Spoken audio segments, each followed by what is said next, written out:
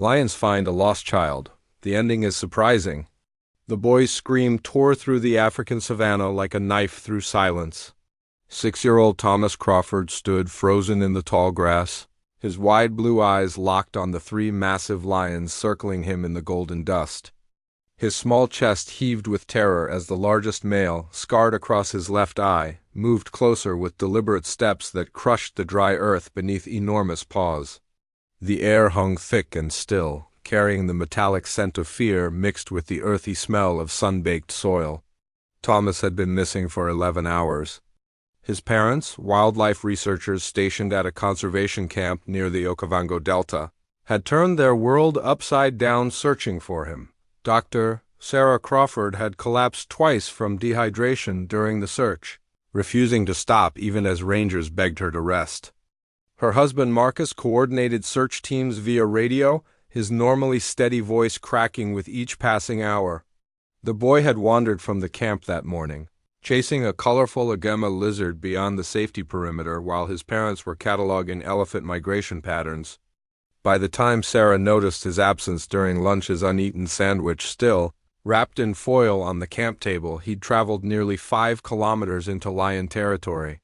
The afternoon sun beat down mercilessly as Thomas stumbled through the wilderness, his throat raw from crying out for his mum. His khaki shorts were torn at the hem, knees scraped and bleeding from multiple falls over hidden roots and rocks. Thirst clawed at his throat like a living thing. He'd drunk desperately from a muddy puddle hours ago, not caring about the warnings he'd heard countless times about waterborne diseases and parasites. Survival meant nothing when you're 6 and utterly alone in a landscape that stretched endlessly in every direction. His small hands were blistered from pushing through thorny acacia branches, and a thin line of blood traced down his shin where he'd scraped against a sharp stone. The lions had detected him through scent, first the sharp smell of fear mixed with sweat, blood, and something else, something that triggered a response they couldn't explain. The pride consisted of 3 males, brothers who'd been ousted from their birth pride 2 seasons ago, and now roamed together in an uneasy coalition. They'd been tracking a herd of impala near a dried riverbed when Thomas's scent diverted their attention. Something unusual, something vulnerable, something that made the scarred male's ears prick forward with curiosity rather than hunger. When Thomas finally saw them emerging from the shimmering heat haze, his body locked up completely. His father had taught him never to run from predators that running triggered, the chase instinct, but every fiber of his being screamed at him to flee. The lions separated with practiced efficiency, forming a loose triangle around him. Their amber eyes assessed him with an intelligence that was somehow more terrifying than simple animal hunger. These weren't mindless killing machines. These were calculating predators deciding whether he was prey or something else entirely. The scarred male, clearly the leader by the way the others deferred to his movements, stopped 3 meters away. His massive head tilted slightly, studying the small human child with an expression that seemed almost puzzled. Thomas could see every detail with horrible clarity, the flies buzzing around the lion's dark, matted mane, the old wounds crisscrossing his muzzle like a map of past battles, the way his tail flicked slowly back and forth in that characteristic feline gesture. The lion's breath came in deep, measured huffs that Thomas could feel vibrating through the ground beneath his feet. "Please," Thomas whispered, his voice cracking and barely audible. "Please don't hurt me, I just want my mum."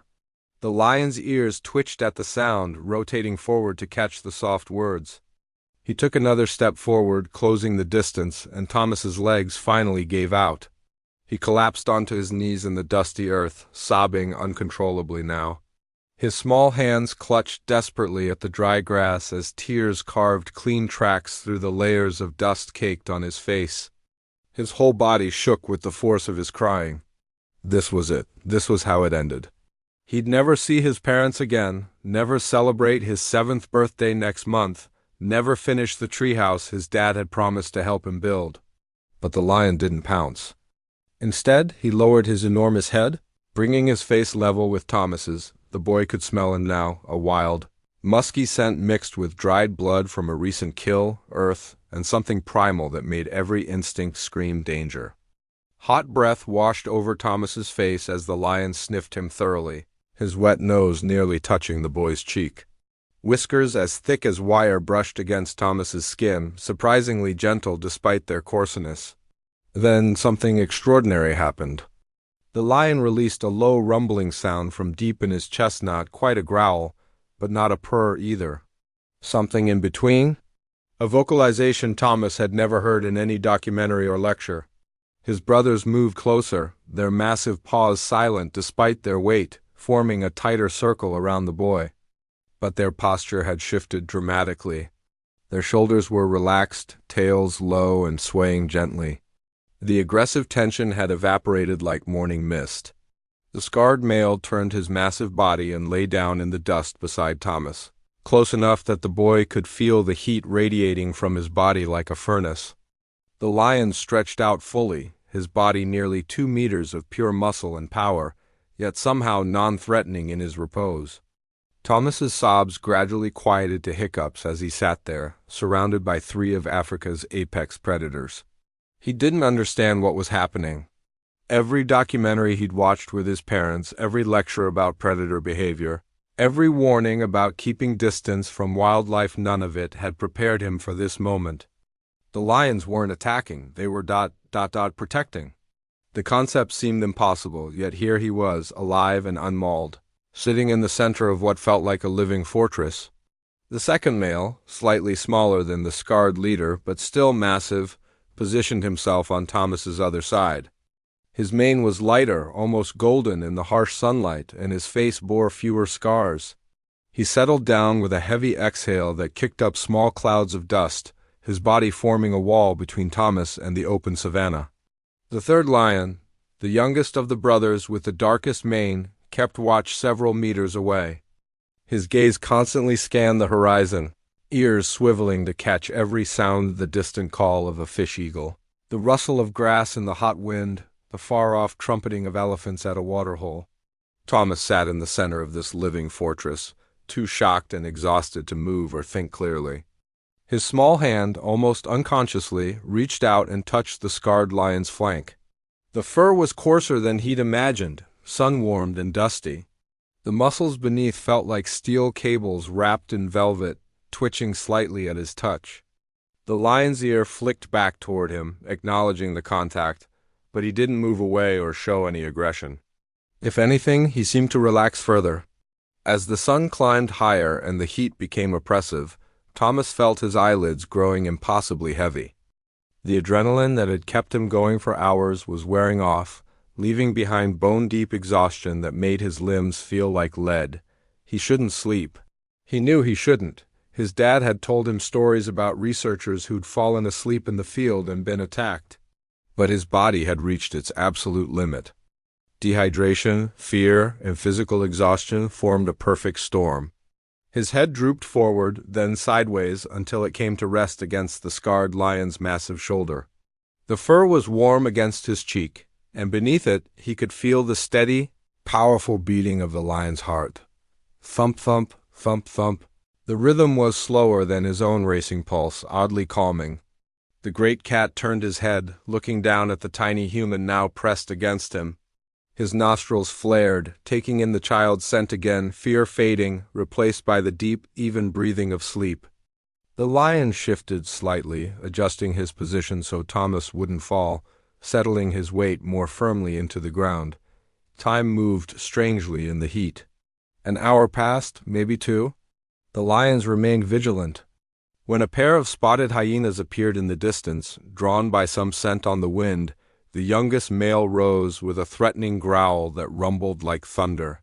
He took several aggressive steps forward, his body language screaming danger.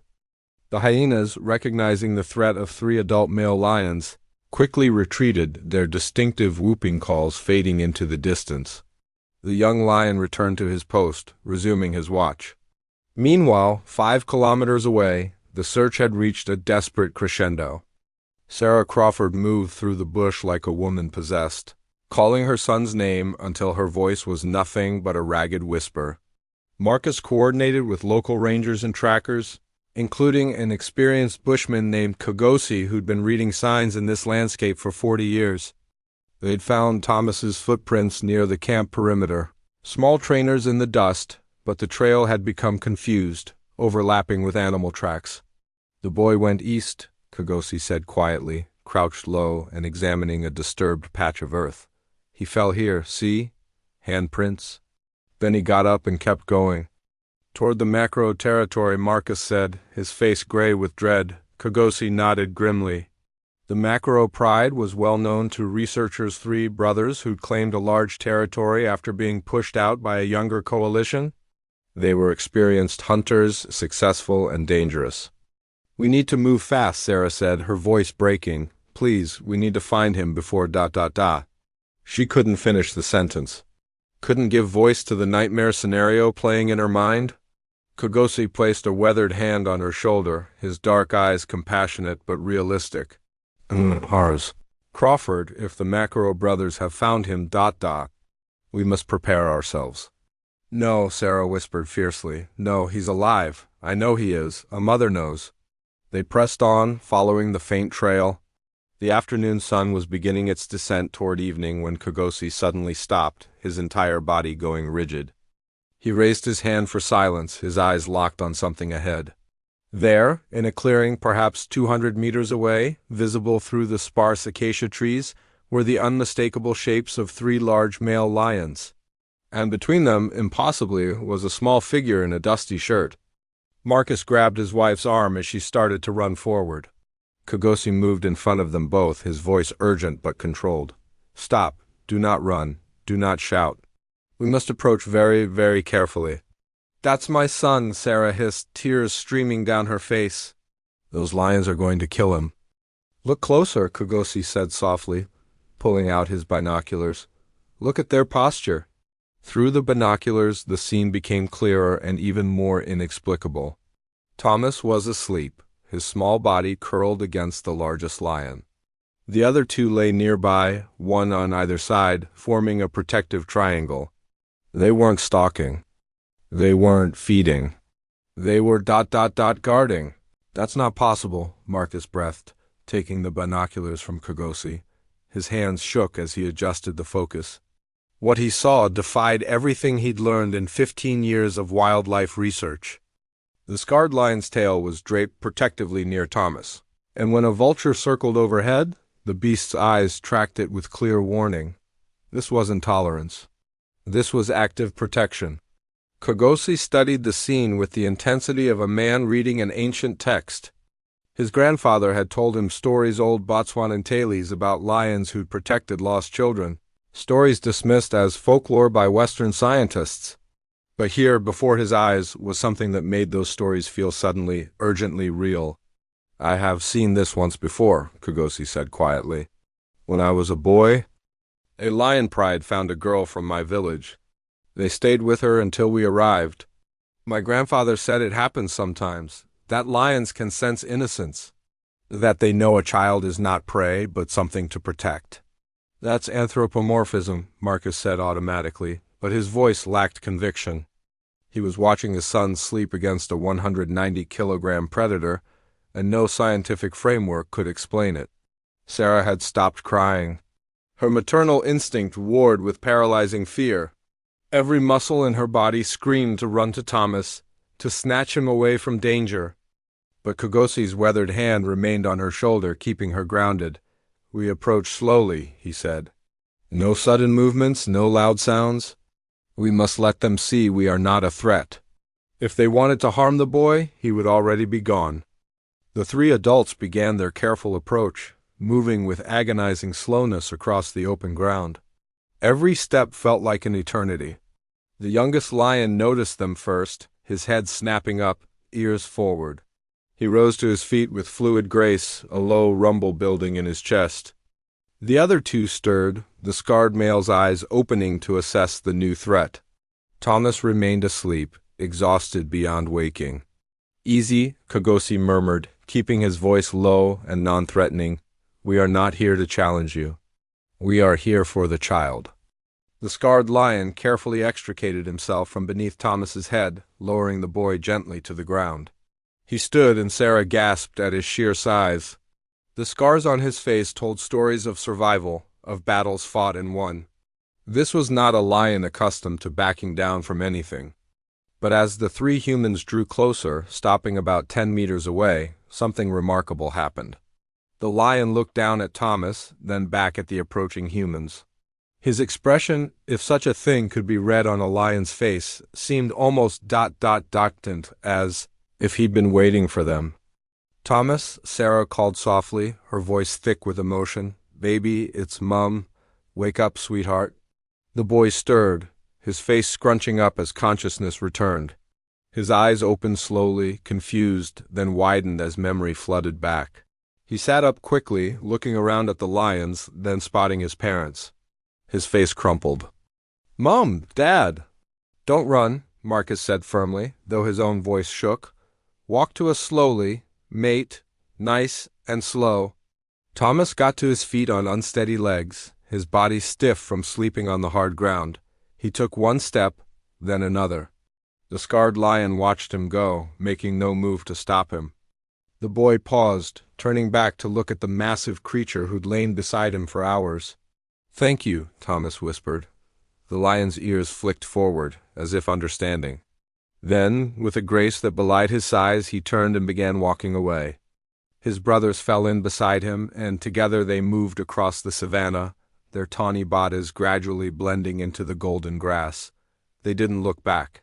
Sarah fell to her knees as Thomas reached her, pulling him into her arms with such force that he gasped. Marcus wrapped his arms around them both, his face buried in his son's dusty hair, shoulders shaking with silent sobs of relief.